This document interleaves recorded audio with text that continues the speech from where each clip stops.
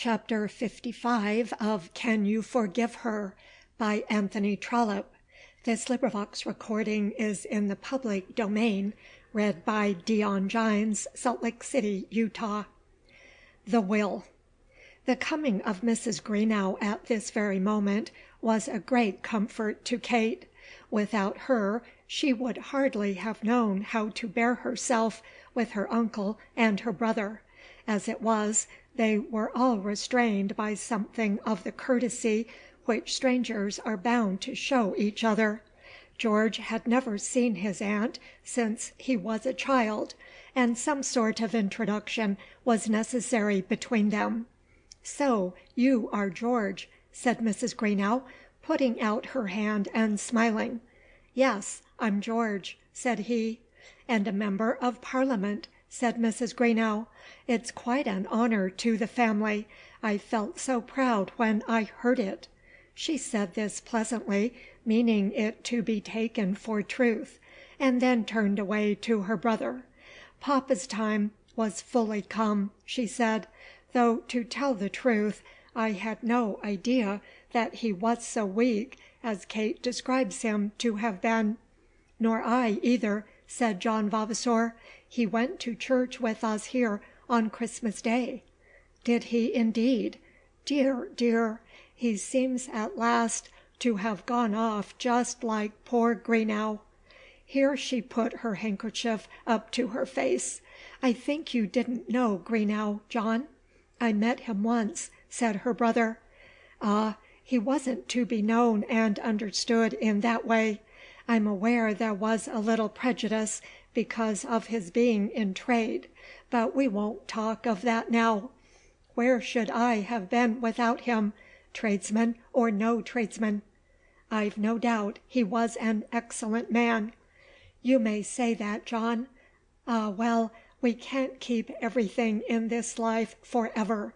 It may, perhaps, be as well to explain now that Mrs. Greenow had told Captain Belfield at their last meeting, before she left Norwich, that under certain circumstances, if he behaved himself well, there might possibly be ground of hope. Whereupon Captain Belfield had immediately gone to the best tailor in that city, and told the man of his coming marriage, and had given an extensive order. But the tailor had not as yet supplied the goods, waiting for more credible evidence of the captain's good fortune. "We're all grass of the field," said Mrs. Greenow, lightly brushing a tear from her eye, "and must be cut down and put into the oven in our turns." Her brother uttered a slight sympathetic groan, shaking his head in testimony of the uncertainty of human affairs, and then said that he would go out and look about the place. George, in the meantime, had asked his sister to show him his room, and the two were already together upstairs. Kate had made up her mind that she would say nothing about Alice at the present moment, nothing, if it could be avoided, till after the funeral. She led the way upstairs, almost trembling with fear, for she knew that other subject of the will would also give rise to trouble and sorrow, perhaps also to determined quarrelling. "What has brought that woman here?" was the first question that George asked. "I asked her to come," said Kate.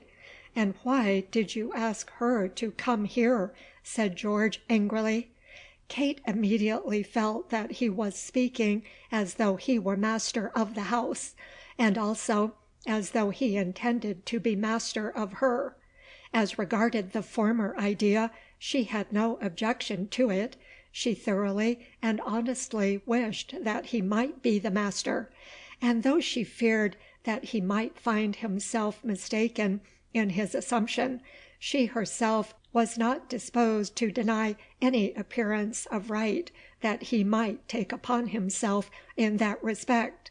But she had already begun to tell herself that she must not submit herself to his masterdom.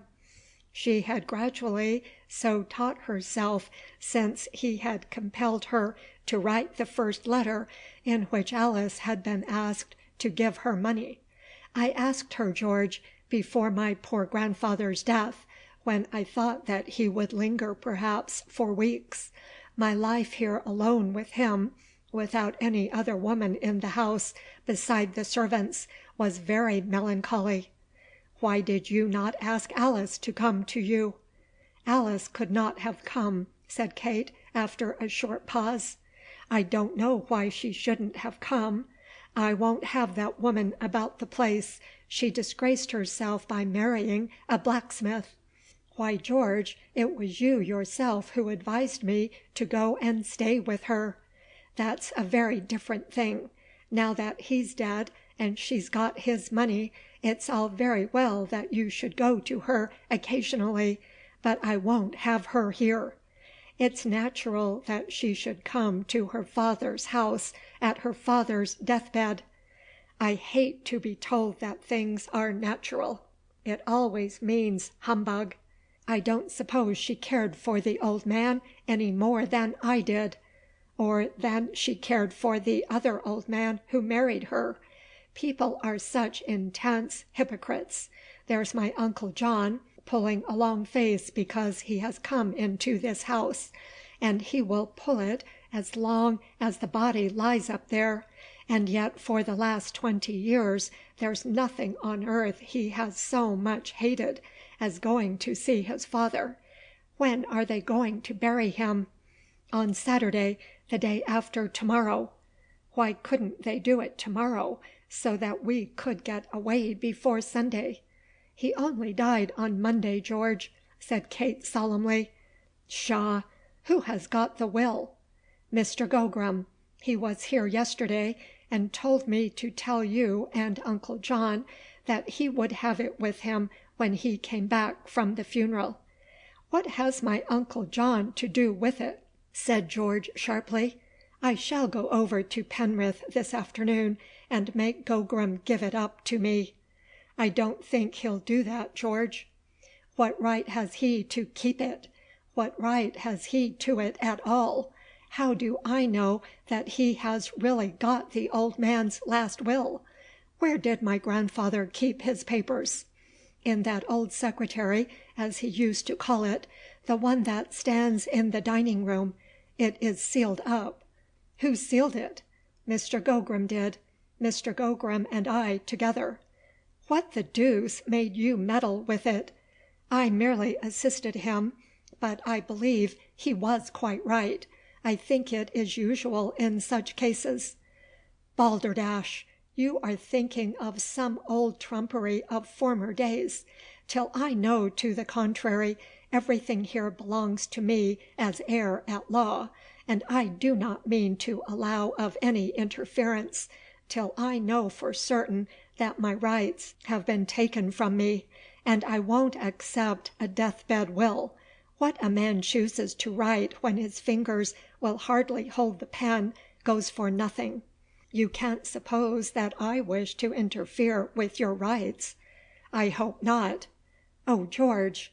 "Well, I say I hope not. But I know there are those who would. Do you think my Uncle John would not interfere with me if he could? By damn!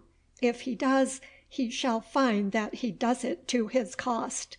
I'll lead him such a life through the courts for the next 2 or 3 years that he'll wish that he remained in Chancery Lane and had never left it."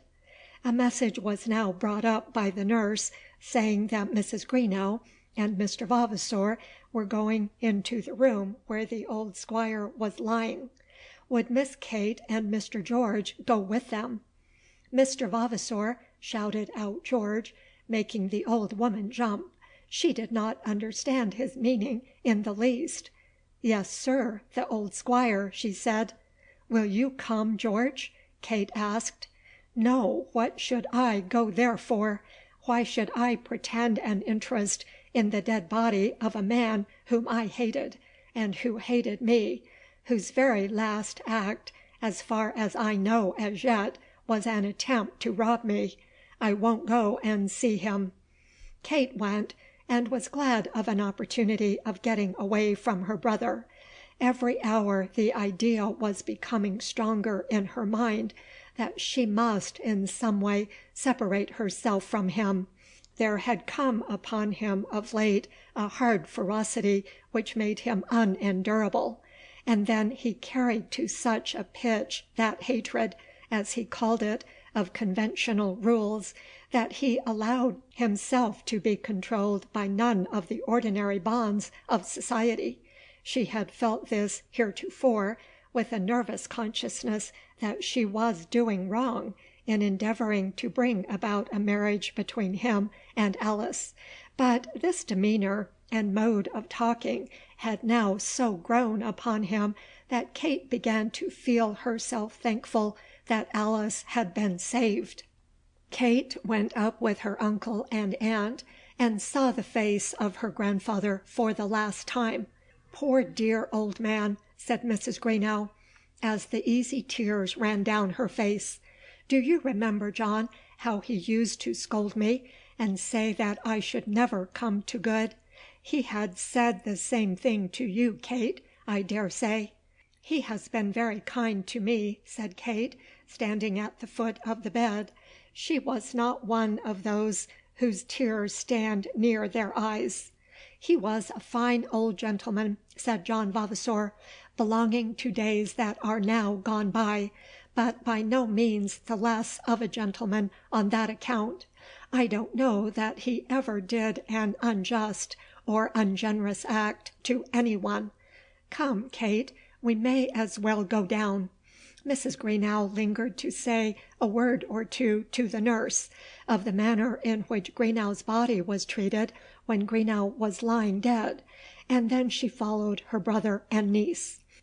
George did not go into Penrith, nor did he see Mr. Gogram till that worthy attorney came out to Vavasor Hall on the morning of the funeral. He said nothing more on the subject, nor did he break the seals on the old upright desk that stood in the parlour. The 2 days before the funeral were very wretched for all the party, except perhaps for Mrs. Greenow, who affected not to understand that her nephew was in a bad humour. She called him poor George, and treated all his incivility to herself as though it were the effect of his grief. She asked him questions about Parliament, which of course he didn't answer, and told him little stories about poor dear Greenow, not heeding his expressions of unmistakable disgust. The 2 days at last went by, and the hour of the funeral came. There was the doctor and Gogram, and the uncle and the nephew, to follow the corpse, the nephew taking upon himself ostentatiously the foremost place, as though he could thereby help to maintain his pretensions as heir. The clergyman met them at the little wicket gate of the churchyard, having by some reasoning, which we hope was satisfactory to himself, overcome a resolution which he at first formed, that he would not read the burial service over an unrepentant sinner. But he did read it, having mentioned his scruples to none but one confidential clerical friend in the same diocese. "I'm told that you have got my grandfather's will," George said to the attorney as soon as he saw him. "I have it in my pocket," said Mr. Gogram, "and propose to read it as soon as we return from church." "Is it usual to take a will away from a man's house in that way?" George asked. "Quite usual," said the attorney, "and in this case it was done at the express desire of the testator." "I think it is the common practice," said John Vavasor. George upon this turned round at his uncle, as though about to attack him, but he restrained himself and said nothing, though he showed his teeth.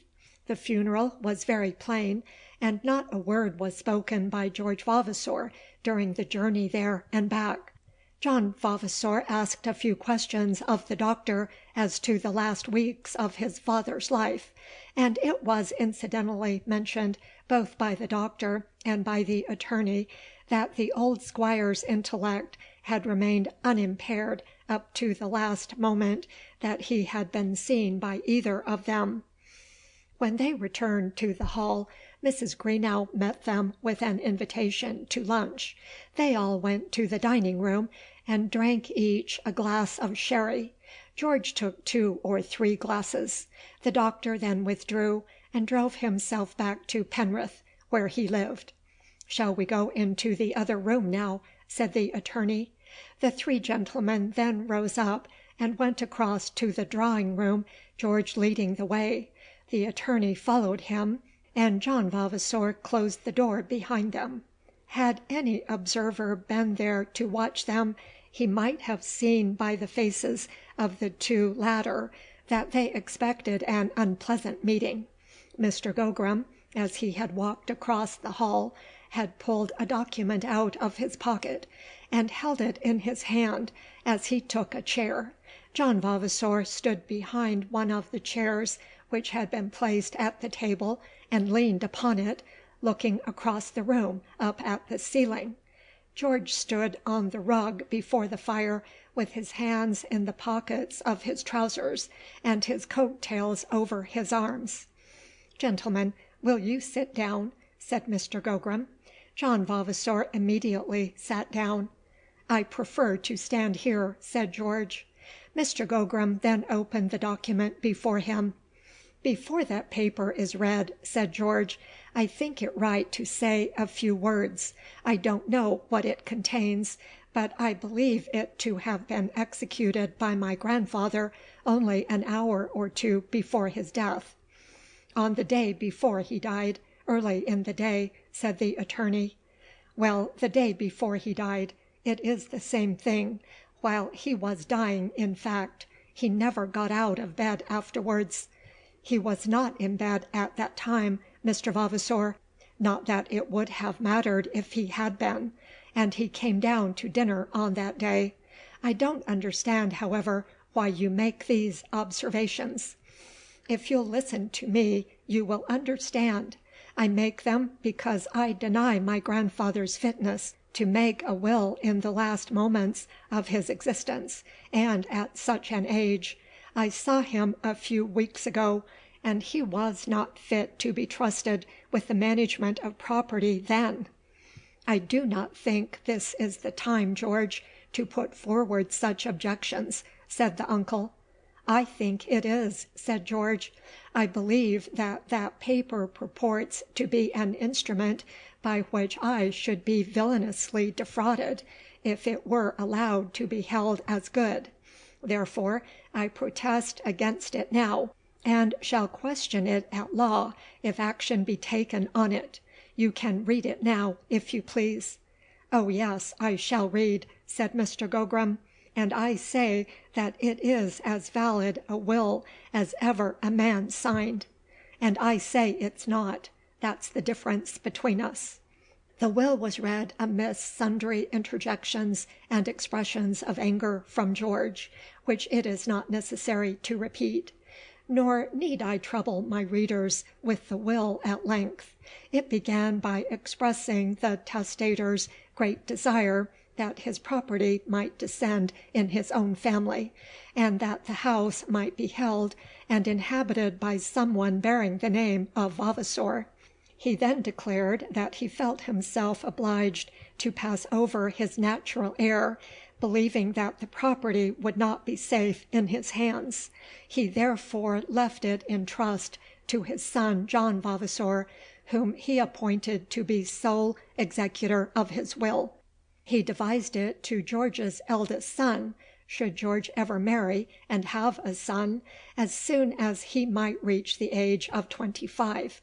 In the meantime, the property should remain in the hands of John Vavasor for his use and benefit, with a lien on it of 500 a year, to be paid annually to his granddaughter Kate. In the event of George having no son, the property was to go to the eldest son of Kate, or failing that, to the eldest son of his other granddaughter, who might take the name of Vavasor. All his personal property he left to his son John Vavasor. "And, Mr. Vavasor," said the attorney, as he finished his reading, "you will, I fear, get very little by that latter clause. The estate now owes nothing, but I doubt whether the squire had 50 pounds in his banker's hands when he died, and the value of the property about the place is very small.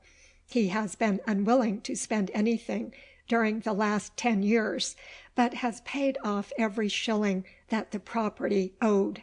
"It is as I supposed," said George. His voice was very unpleasant, and so was the fire of his eyes, and the ghastly rage of his scarred face.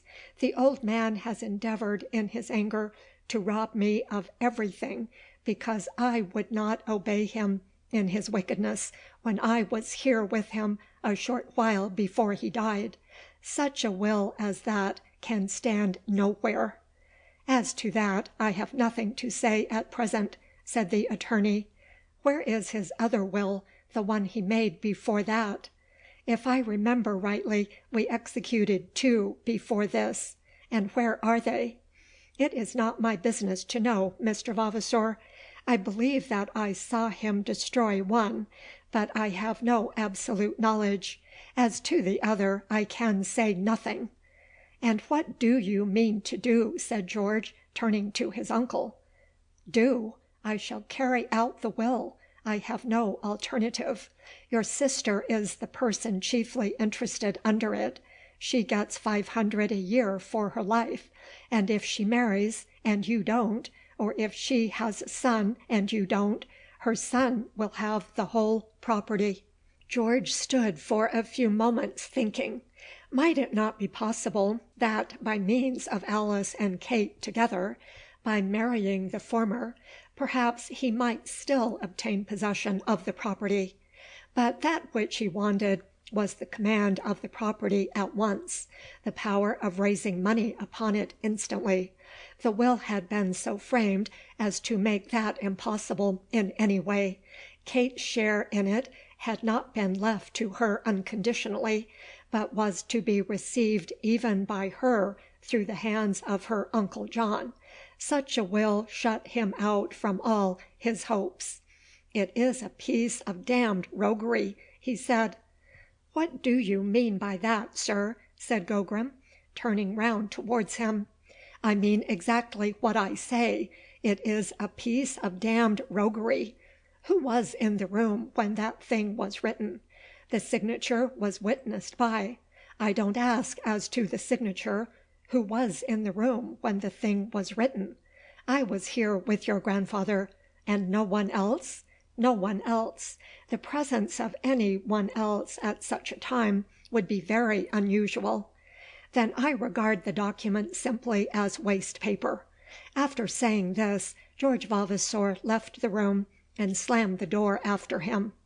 "I never was insulted in such a way before," said the attorney, almost with tears in his eyes.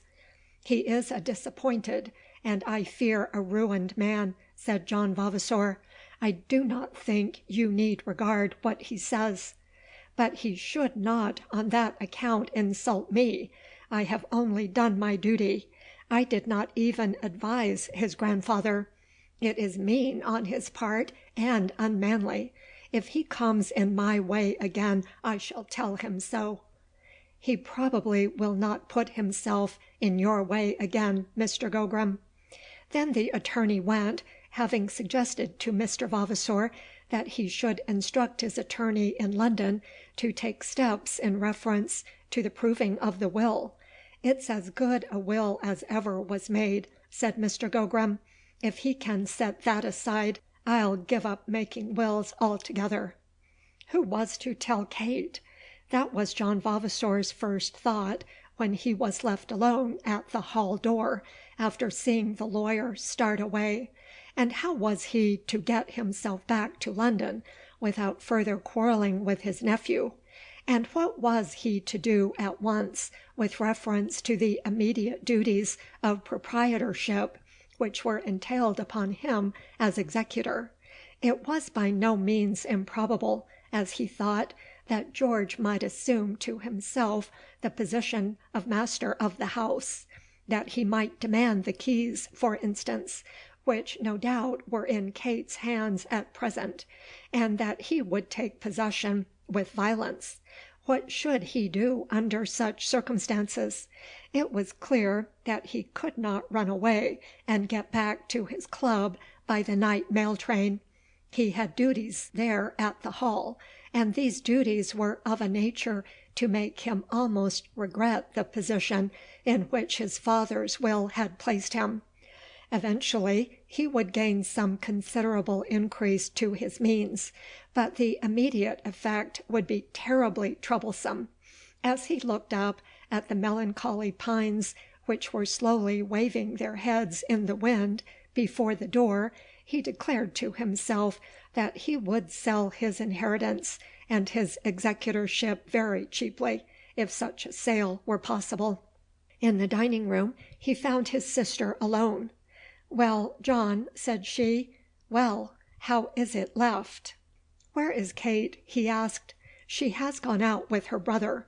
"Did he take his hat?" "Oh, yes, he asked her to walk, and she went with him at once." "Then I suppose he will tell her," said John Vavasor. After that he explained the circumstances of the will to Mrs. Greenow. "Bravo!" exclaimed the widow. "I'm delighted. I love Kate dearly, and now she can marry almost whom she pleases." CHAPter 55.